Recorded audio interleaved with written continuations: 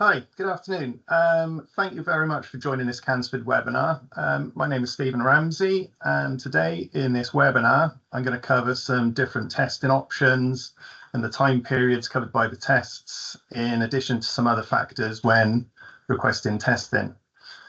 This will then hopefully help to highlight some considerations when requesting the testing and then to manage any expectations that you have prior to when you receive the results. I'll go through some slides and then there should hopefully be some time for some questions at the end. Any questions that you submit and we don't get around to addressing in this session, we will follow up with afterwards. So you may or may not already be aware of Cansford and the testing services that are available, but for over 30 years, the force behind Cansford has been at the forefront of hair testing. And we now offer the quickest turnaround time for drug and alcohol testing, which is to provide results within 3 working days from receipt of the sample at the lab. We provide a comprehensive testing service to a wide range of customers in family law, social care, criminal law, education and workplace sectors, all operating out of the state-of-the-art laboratory that we have here in Cardiff. Cansford holds a number of accreditations, and that demonstrates competence and reliability to ensure that the customers receive the highest standards of scientific support and great accuracy in the test results. Before we continue, just a little bit about myself. I've recently joined Cansford, having previously worked with a number of the team during my career. I achieved a Bachelor of Science degree with honours in applied biology way back in the 1990s. And since then, I've gained experience in working in different laboratories. I started my career in the area of mandatory drug testing, and that involved the testing of human urine samples for drugs of misuse. I then moved on to sports testing, where I was testing samples from animals used in competitive sports, horses, dogs, racing pigeons, and I was also involved in human sports doping testing and the testing of sports supplements. And since 2005, I've worked primarily in the field of hair testing. And over these 20 years, I've experienced great things, hair testing being used for different purposes, including pre-employment testing, employment testing within the workplace, in criminal investigations, and also within family law. So, hair strand testing. You'll probably already be aware that there's different sample matrices which are different sample types, and these exist and they can provide different detection periods, and we call them as the windows of detection. So that's the period that each of these different tests will cover. So different testing samples, matrices can include breath, sweat, blood, oral fluid, which includes saliva, urine, hair, and nail samples. Now, depending on a number of factors, which also includes the amount of any drug that's used and also the testing method that's used, blood and oral fluid, quite close, they will cover approximately a day or so of time prior to sample collection. And a urine sample can cover, say, 3 to 5 days prior to the sample being provided. So all of the different sample types, they do have their benefits when being used in the different scenarios of which they're useful for. However, after a drug has cleared from the body, so as we say, urine covering 3 to 5 days, following that time period, hair and nails are then going to be able to provide a longer window of detection of the drug use history. So when a person uses a drug or alcohol, it enters the body and it will circulate in the blood whilst the body is working on metabolizing and excreting it. So hair testing gives a long window of detection, and it can provide a history of drug use over time, and it can also support periods of abstinence from drug and alcohol use. So when the drug has entered the body, the drug or the breakdown product we call the metabolite, is deposited in the hair as it grows out of the follicle. So that can be from the drug binding into the hair as it's created within the follicle, and there can also be contribution from sweat and sebum, which are some glands in the skin, and so some of the drug present there can also contribute there. So within this long period of time, it can support drug use and also can be used for the period of abstinence. But with using hair testing, it's also possible to actually use the drug and to provide a negative hair test result for that drug not to be detected in the hair sample. So that could be due to a low or an infrequent use of the drug, use of a low potency of the drug, just an isolated occasion of use, or potentially the application of, say, bleach or dye, chemical treatments which damage the hair. And it could be any combination of these. So a negative result from, say, a low use, intermittent use, in addition to bleaching the hair, could potentially return a not detected result, even though a drug has been used within the period being investigated. So after the sample has been collected, it will be securely sent to the laboratory. On arrival, the sample details, which are collected at the point of sample collection, will be entered into our database. With hair samples, the sample is then aligned and measured and cut into the requested section lengths as per the instructions that have accompanied the sample, such as from a court order, for example. And then the sample or the hair sections will be prepared and analysed using confirmation analysis. So the analysis is a highly sensitive technique, and we can detect and quantify, so measure the amount of that drug which is present in the sample. So that's the analysis that takes place, and then we verify the results and report the results to you. So the hair testing is ideally carried out on scalp hair. That is the preferred sample. But if no scalp hair is available, then we can collect a hair sample from other hair-bearing sites of the body. That hair can also be tested. And if there's no hair tested at all, it is possible to collect a sample of nail clip-ins. So not the entire nail needs to be removed. It's just nail clip-ins from either the fingernail or the toenails from the donor there. I'll come on to some nail testing information later on. So the hair growth cycle. Each hair strand has got a follicle, and this isn't coming up, unfortunately. There we go. So the hair growth cycle, each hair strand has got its own follicle, which is located in the skin. And the hair follicle is like a little factory, and that's what kind of generates the hair, and it produces the hair that grows out of it.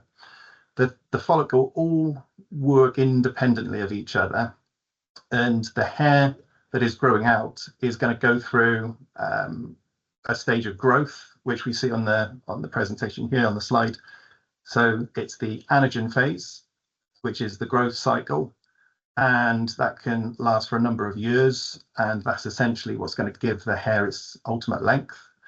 And body hair, which is anywhere outside of the scalp, will also go through the same growth cycles as scalp hair, but body hair tends to have a shorter growth, a shorter anagen stage, which is why body hair tends to be shorter in length than scalp hair. For example, eyelashes, they've got a fairly short growth period of only a month or so. If you were to flick through the Guinness Book of Records, there are people there which have got hair in excess of 2.5 meters, over 8 foot, which suggests that they do have a much longer anagen phase with their head hair than the average. So when the hair stops growing in the anagen phase, it then enters the catagen stage, which can last for a few weeks. That's the transition stage between the growth and the dormancy stage. And that dormancy stage is the telogen phase. So this is the resting phase. So after those years when the head hair has done its growing, it will then just rest. It's done its growing. It's no longer, the factory is no longer generating hair coming out. That hair is just going to rest. It's done its growing. It's just going to rest there. So that is the telogen phase, and that can last up to anything up to about 6 months. But again, different areas of the body will be slightly different lengths of telogen. So after the period of resting within the telogen phase is when the hair then comes out. So the hair falls out or gets brushed out or comes out in the shower, and then the follicle sets itself up and the new anagen phase. So that's when you then get another hair sample coming through, all growing out from the same follicle, and then that goes around and around. So again, anagen, catagen, telogen, hair falls out, back to anagen. So when collecting a hair sample, each hair follicle has worked independently, but a hair sample is going to consist of many different strands of hair within the collected sample. So there's going to be hair that is within the anagen phase, the catagen phase, and the telogen phase within each cut sample. And it's estimated that a sample taken from the scalp will contain about 10 to 15% of hair that is in the telogen phase. So again, primarily on the scalp, it's hair that's going to be growing. However, it's also going to contain some hair that is within the telogen phase, and also a small amount that's in the catagen phase. So time periods, you may be aware of this, but like an industry standard, shall we say, that it's accepted to use the model of 1 centimetre of hair growth equates to 1 month time period. So as the hair grows out of the skin, it holds a record of drug use over time as that growth from the follicle is coming out. It's like a little tape recorder that's coming out from the skin of a history of drug usage. The most uniform hair growth rate is found on the crown of the scalp, the vertex posterior. So as mentioned, there's 10 to 15% approximately of resting hair that's going to be on the scalp hair. However, body hair, so different areas of the body hair collected from those areas, is going to contain more hair in the resting phase, so less hair that's growing, and also it has a shorter anagen phase. So that's why body hair tends to grow shorter, because that's the anagen phase. But then once that hair has done its growing, it will then have a much higher percentage in the telogen phase. So a body hair sample, if it is the same length as a scalp hair sample, the body hair sample will actually represent a longer time period because it holds that higher memory, shall we say, of previous growth. So when looking at time periods, they can also be affected by other things such as pregnancy, hormonal changes. Pregnancy, for one, is a change which can also affect the number of hairs which are found in different parts of the growth cycle at any one time. So it has been found that during the latter 6 months of pregnancy, that with the hormone change, less hair falls out essentially. So the hair growth rate slows up, and potentially start to see more hairs on the head.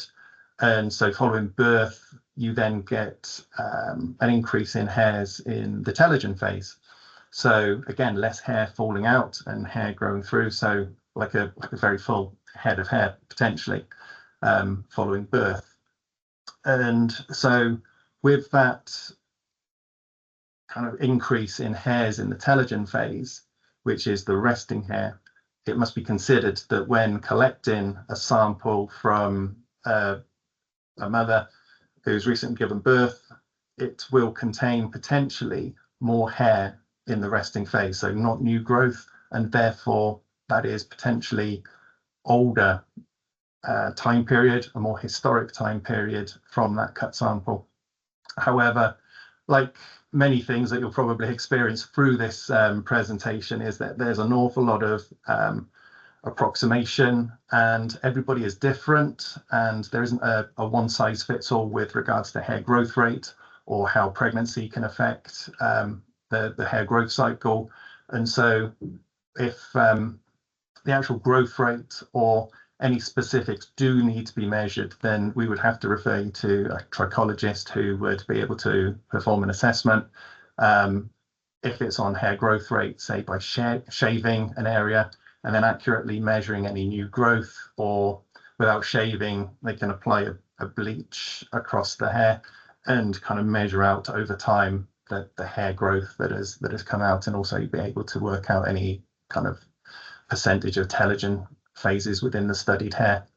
However, that would be any future growth, and it may not actually represent a previous hair sample that's been collected. In addition to these variables, there can be a slower growth rate seen in, say, African hair when compared to Caucasian or Asian hair. And also there's potential for more hair on the scalp to be in the telogen phase from African hair. And therefore, again, it's not possible to compare two individuals because of these variables.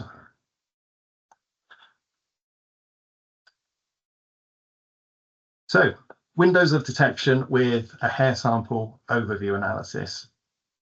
This is going to provide a broad view, and it's going to be a number of months. If we look here at the image, it's a 3 centimeter section of hair.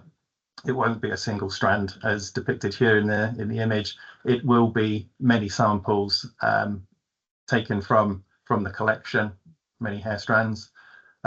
This is going to be a broad view. It's a number of months of hair growth, and therefore a number of months of history. Relatively cost effective because it's a single test and it's covering quite a long time period. However, it must be borne in mind that the result, if positive, is going to be an average result for that whole time period. It's an integrated result, and so with the length of time that would be represented by this section of hair, it's not going to be possible to determine any pattern within that time period of use, abstinence, or any trending within that because of the nature of the result being integrated for that whole time period. But it's very useful in getting an understanding of any drugs that have been used within that time period. Also, if body hair is collected and tested, it too would be an overview analysis. We don't section hair taken from the body for the reasons of the telogen and the makeup of that hair sample. So body hair will always be tested as an overview, as will samples which have been requested to be tested in this manner. Then we go on to sectional analysis. So this is going to be cutting the hair into shorter lengths. So this is head hair, scalp hair. Each hair section is going to cover a shorter time period. It's going to break down essentially a period that could be covered by the overview, but break it down into shorter time periods.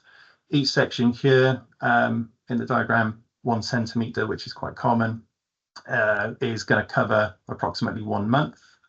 And the benefit of the sectional analysis is that each section enables you to build a picture.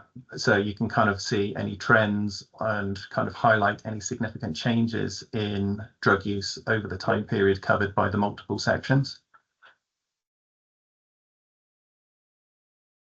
We also have another benefit of testing the shorter sections, and that is to identify any potential lower levels of drug usage. And what that means is that it's a smaller sample. So when looking at the longer 3 centimeter length sample of hair, it's potentially got more diluent of clean hair that's growing out where there's no use and therefore no drug contribution. So it's almost diluting out intermittent usage. However, with the shorter hair samples, it's covering a much shorter time period and there's less opportunity for that hair to dilute the sample. So it's a better opportunity to isolate any more intermittent drug usage. So, mentioned earlier, we do use an industry standard of 1 centimetre equating to 1 month of hair growth. However, not everybody fits that model, and there can be extremes. So highlighted on this slide is just a quick demonstration of the time periods and the variation that you can see with the application of the extreme growth rates of 1.5 centimetres per month down to 0.7 centimetres per month. And as you can see here, the quicker growth rate actually covers a shorter time period, as in 20 days, because it's taken less time for the hair to reach 1 centimetre. And conversely, a slower hair growth rate is going to cover a longer time period. So as you see here, 43 days is the equivalent of the 0.7 centimetre per month. However, in the middle is the average rather than the extremes, which is what we apply. When you extrapolate this out, when testing longer hair samples, you can then see the variability coming through from the variation that you could potentially see in hair growth rates. And when you're pulling it out, it does just kind of show that the gap, shall we say, is getting greater when comparing two individuals, say if they were at both extremes, and the different time periods that are covered by the same length section. So that would be a 3 centimetre section. If it was 1.5 centimetres growth, it's covering a much shorter time period. But if it's taken a lot longer, if it's a slower hair growth rate, it will cover a longer time period. And then finally, we come on to, say, 6 centimetres, which is a fairly standard request for alcohol marker testing. And so it's 6 centimetres. And so you can see there that you do have some variation there, with 1.5 centimetres down to the 0.7 centimetres. So when bearing this in mind, it's essentially the further away from the scalp or from the skin that the sample length is being analysed, the more approximate that time period will be. So the further away, all your variables are kind of coming into play there. And so it's not possible to measure a centimetre and say that that centimetre covers a specific time when quite distal from the scalp. But if what hair testing does give an opportunity to is to test historically. So if a specific time period was actually requiring investigation, such as, say, an isolated occasion of drug use or administration, such as a spiking incident, which was many months earlier, it is still possible to try and identify the time of the incident using hair. However, because these time periods are going to be approximate, it's not possible then to just kind of measure down 1 centimetre and kind of, if the incident was, say, 6 months earlier, to measure down 6 centimetres and analyse that centimetre of hair and expect to find a result. We would have to take multiple sections of hair around that time period to cover all variation in the hair growth rate. So to be able to actually cover the period of investigation there. And again, the further away that you get from the scalp end is just going to be more approximate. And equally, the sample is also going to be slightly compromised if you start going back over a year, so past 12 centimetres or so being tested. It is possible to test as long as the hair permits. So if you've got hair running down to the lower back, it is possible to go all the way down, but you must consider that the old hair has been exposed to many years of weathering, potentially hair treatments, and you're potentially losing drugs from the hair because it's just getting damaged through time. So although it is possible, we tend not to recommend anything past 12 centimetres. But as I say, if there is a need or a requirement, it is possible to go back there, but it just needs to be considered. And equally with these variations as well, when comparing two sets of results that have been collected, say, a number of months apart, and even from the same donor, it's not possible to just overlay them with the expectation that, as detailed either on the certificates or in the reports, that the two time periods, you can just overlay the results and expect them to be exactly the same. Because with the innate biology of the hair, it's going to be difficult for that to happen. And also the time period variation, again, it might be that you're needing to overlay 2 centimeters apart, depending on how far apart the samples were collected and how long it's been tested. And there's also other variables as well. But also, if the hair has been chemically treated, if the more recent sample has been chemically treated, that too is going to affect the outcome of that second result. So, putting into practice some of the growth cycle information and sectioning information. This bar chart is like a representation, shall we say, of 8 centimeters of scalp hair being analysed from a subject who historically used drugs and then ceased, which is around the 6 centimeter mark.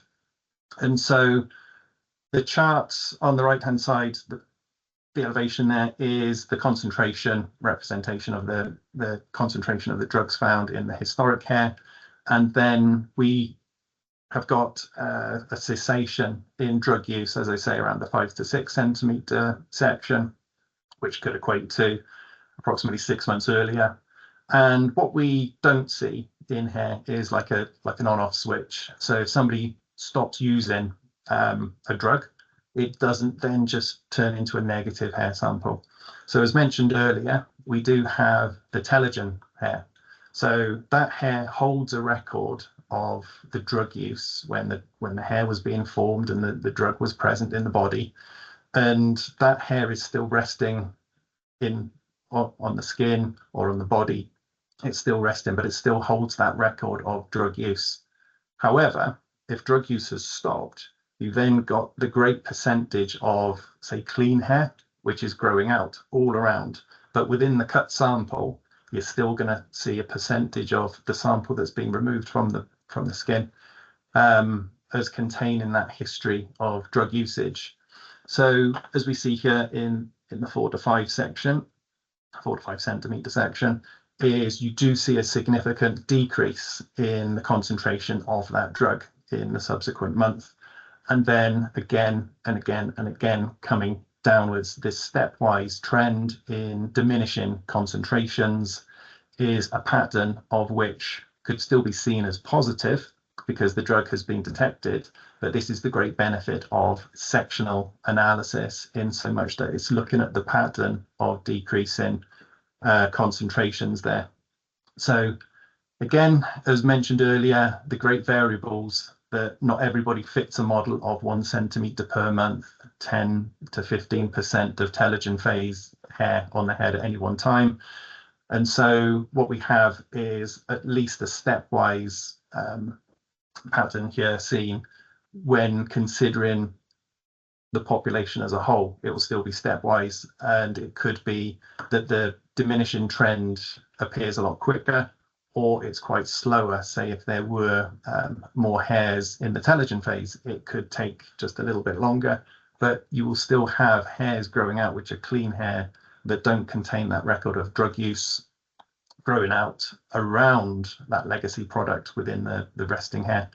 And so this is the pattern that we would be looking at from a sectional analysis with regards to cessation. So although it does look as if the results are positive, it could well be that this individual here returning these results has actually ceased using, and we have that continual diminishing concentration seen. So when looking at an overview, it is possible that we would miss this key information, and so the overview as an integrated result would not be showing the same trend, and so you're not going to get the same amount of information there. So this is another thing when considering if a donor or a client is ceasing drug usage, is the time that the testing is being requested, the section length which are being requested to be analysed, and also how far back in history does the sample permit to be tested. So what we have there is a lovely pattern, and again, we don't see it dropping straight off, but just that slow, stepwise diminishing concentration coming down. So we have nails. So as mentioned earlier, nails is an opportunity to carry out an analysis if there's no scalp hair, no body hair available, and you do need a history of drug or alcohol usage. So similar to hair, the nails collect the record of drug usage over time. It's a keratinized material which is similar to hair, and the drug can incorporate into the nail as it's forming and just hold that record of historical drug or alcohol marker within it. The nail grows from the germinal matrix, which is at the very base of the nail, be it the fingernail or the toenail. However, the nail, as it grows out, it's also in contact with blood supply across the bed of the nail. So drugs can incorporate into the nail at the germinal matrix when the nail is forming, and it's also going to be in contact with a blood supply as it's moving across the nail bed. So fingernails growing at approximately, and again everything's approximate because some people will be slightly faster, some people will be slightly slower, but fingernails growing at approximately 3 millimeters per month, and toenails are slower, growing at about 1 millimeter per month. In addition to that, the fingers on one hand, 1 foot, the nails are going to be different across the thumb and the different fingers, much the same as across the different toes. So there's a different nail size and bed length there. So it is going to take varying different amounts of time for the nail to form and move across, and therefore be available for being collected from nail clip-ins. So the nail grows, it doesn't have the same period of growth and dormancy that hair does, but it's growing continually out, and you've got the potential for drug incorporation from the very formation of the nail all the way across to being collected. So when that sample has been collected, from a positive result, you don't know if it's from the formation or if it's from drug usage more recently and accumulation coming into the nail from more recent coming up from the bed of the nail there. But it's useful, as I say, it's useful, but preferably hair samples prior to nails for this great approximation. So fingernails can cover anything up to about 6 months, and toenails anything up to the previous 12 months of time. So it's a very broad window of detection that's being covered there. So as mentioned, we can test for the evidence of drugs, much akin to hair testing, and we can also look for ETG, ethyl glucuronide. It's an alcohol marker, so it's a marker of alcohol use. But again, the point of reference that we have with hair is industry guidelines on cutoffs coming from the Society of Hair Testing.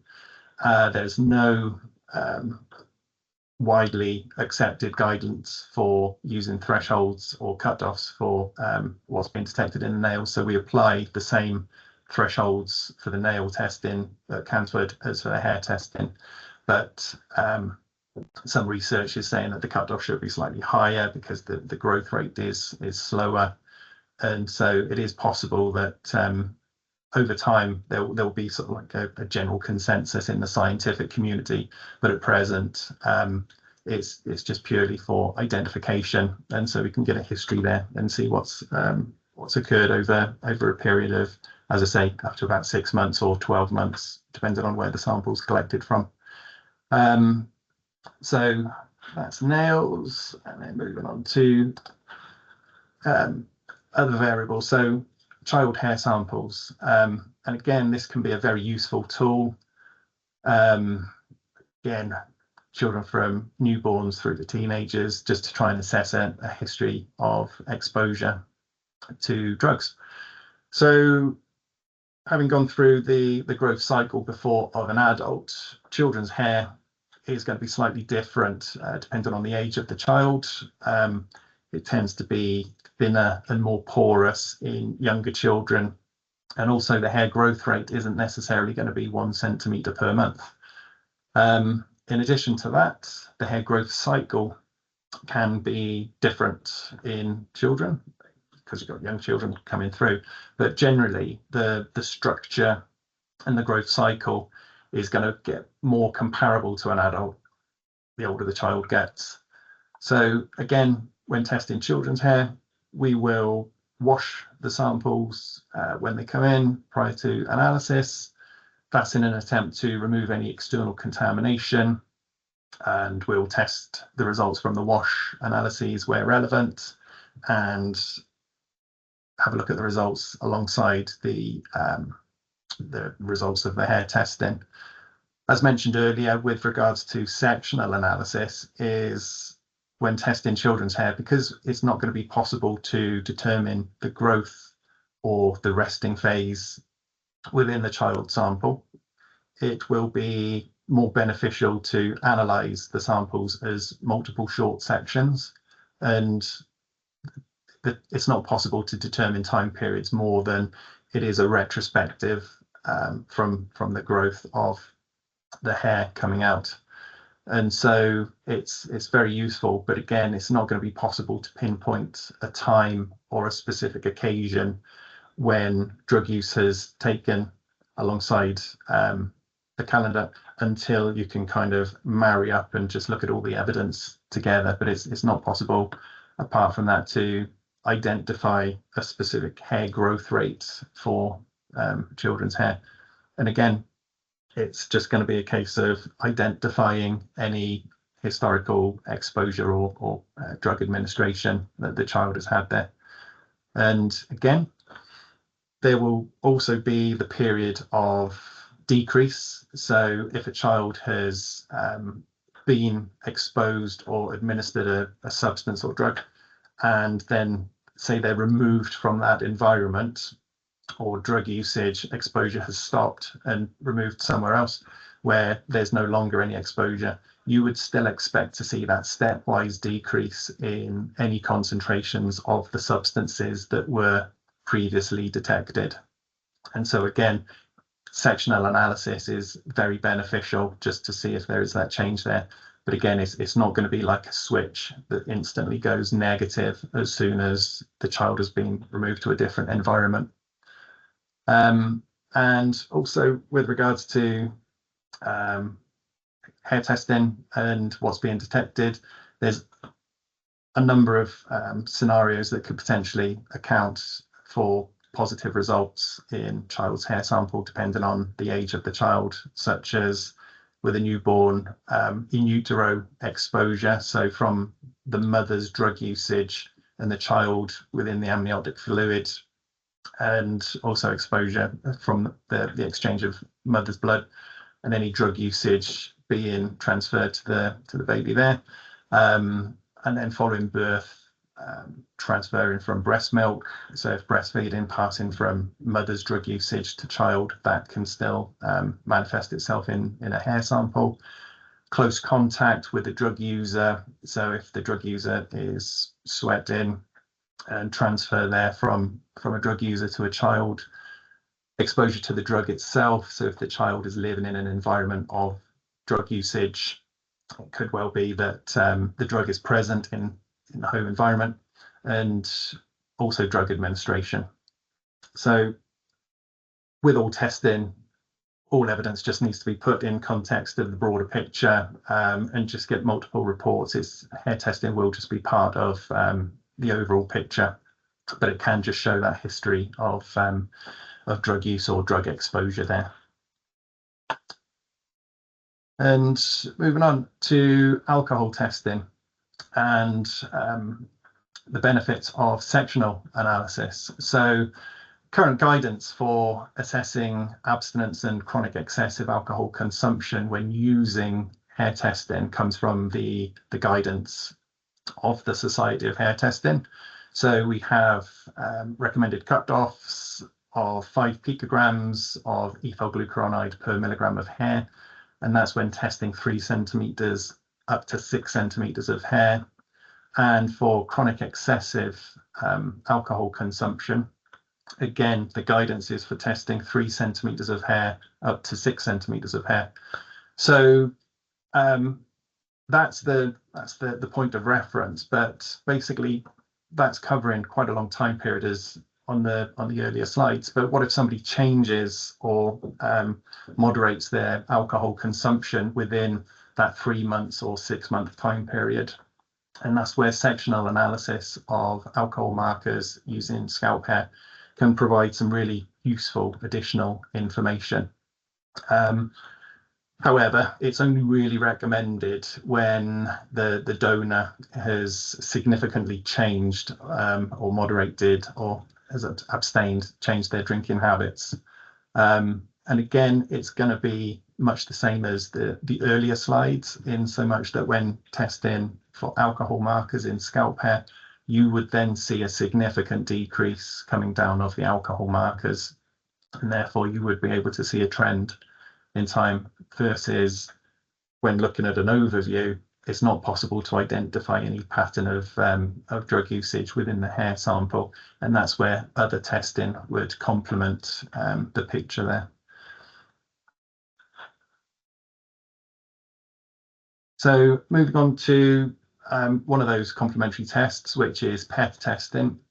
So again, it's becoming more prevalent now, in so much that it goes hand in hand with the hair testing. So when looking at the longer time periods of the 6 centimeter scalp hair or the 3 centimeter of scalp hair for alcohol, a history of alcohol usage, an accompanying PEth test. So this can provide a shorter window of detection. It's up to approximately 1 month prior to the sample being collected.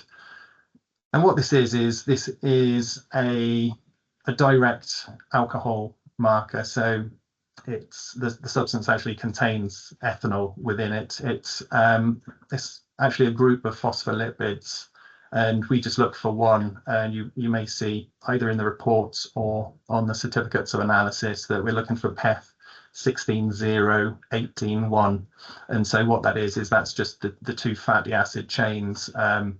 One has got 16 carbons, no double bonds. One's got 18 carbons and 1 double bonds. And so that's the actual individual PEth homologue that we're looking for. And so when testing for PEth, we've got that shorter window of detection, and we're looking at a certain correlation in the amount of alcohol that's consumed gives relationship with the amount of PEth that's detected in the blood sample. So the more alcohol that's consumed, the higher the PEth result. And again, there's a relationship against some set thresholds, which is able to distinguish between low alcohol consumption or abstinence, more moderate alcohol consumption, and then over the higher threshold, excessive alcohol consumption within that short time period. And again, that's one point of reference. Another point of reference would be from doing repeat testing. So therefore, if a person claims to have ceased consuming alcohol or has significantly decreased their alcohol intake over time, it may not be reflected in a single PEth test, because it's taken time for that PEth. Similarly to hair testing, it doesn't just switch off. It has what's known as a half-life. So it takes a period of time for the amount of PEth in the blood to half in concentration, and then a similar period of time to half again. So again, it will potentially take a bit of time following some heavy alcohol consumption for the level of PEth to drop right down. And so you can also just do repeat testing over a couple of months using PEth to see if there's any significant decreases in the amount that's being detected. And if an individual has ceased, you would expect to see that coming down over time. So that single PEth test is exactly that. It's just looking at what's being detected in the sample at that time. It's very easy to collect. The PEth testing that we perform is using a dry blood spot, so that's just collection. You don't need to be medically trained, just a finger prick to get a little dot of blood. You put it on the collection device, you seal that up, just click it shut, put it in the post bag, and then we analyze the sample for evidence of the PEth, the alcohol marker there. In addition to PEth, we also can look at the same sample, the same dry blood spot sample, for evidence of ethyl glucuronide. And again, that's a much shorter window of detection. So ethyl glucuronide is the same marker as what's found in the hair sample.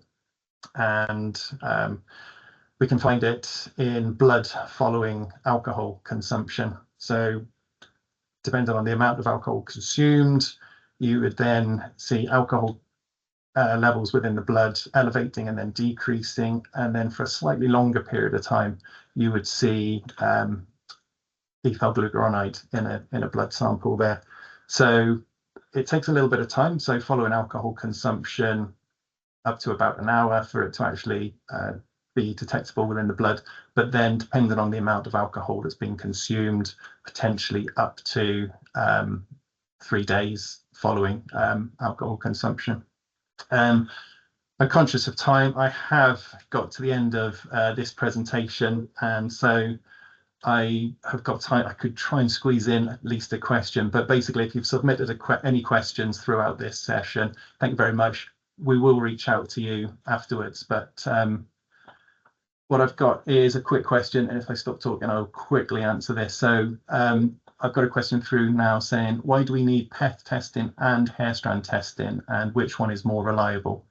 So very good question, but both have got great benefits. Hair strand testing is going to cover a much longer period of time, and using the cutoff of 5 picograms for ethyl glucuronide, we can identify over a long time period alcohol consumption. However, it's an integrated result unless we break it down into shorter time periods. PEth testing, again, very specific for recent alcohol consumption, and it's not going to go back as long as the hair strand testing. But the great benefit of PEth testing is the set thresholds, as I mentioned, for comparing the results, and against these thresholds is the result of low or abstinence all the way up to excessive alcohol consumption. And another quick one, how does melanin impact on the quantity of drug incorporated into hair? So melanin essentially is the chemical that gives hair its color and its pigmentation. So, and some drugs, neutral drugs, do tend to bind better to melanin in darker hair, so rather than blonde red hair. So you can get a slight variation in the amount of drug that's being bound within the hair if it's black or brown versus blonde. However, there's many other variables in drug testing when using hair that need to be considered, as well as just the melanin content. But there is proven scientific record there that melanin does affect the amount of drug that's bound within the sample there. But again, there's many different variables: UV exposure, hygienic practice, any chemical treatments, the drug itself that's being used, and the amount of drug that's being used. And I've probably got room for just one last quick question. Are there any products on the black market that we're aware of that could be used to disguise drug use that can be detected? The internet is a wonderful thing for products and claims, wild claims of seeing you through. I think these have been in existence for as long as I can remember, from say urine testing through to hair testing that we see now. There are products out there that do claim to clean your hair of all drugs, be it topical applications and things like that.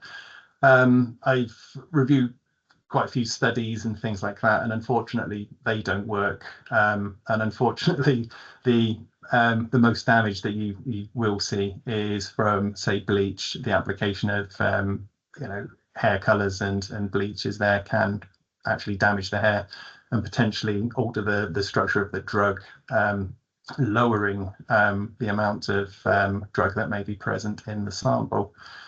However, from a regular user of drugs, even if the hair has been bleached, you would still potentially see that drug being detected in the sample.